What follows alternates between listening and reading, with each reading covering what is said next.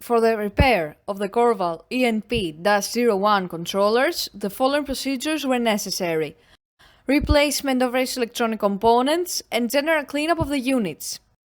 For testing, we add a 140 volt AC power supply, a potentiometer, and a multimeter in order to measure the milliamp output. By manipulating the potentiometer, we see that the unit reacts and outputs the full 4 to 20 milliamp according to the set point and the process variable.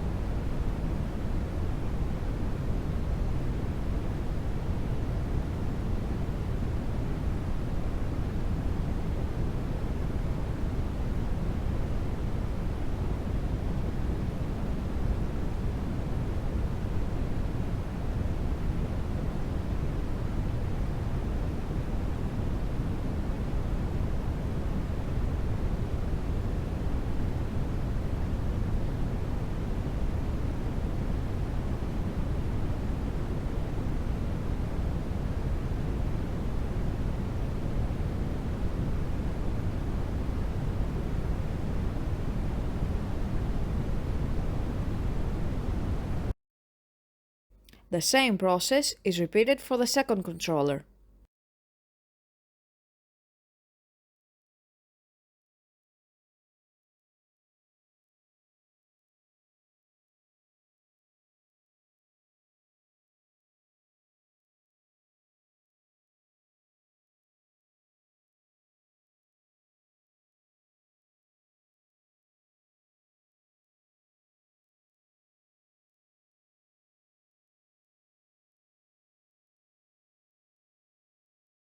It is now clear that all controllers are working successfully and are ready to be delivered to the customer.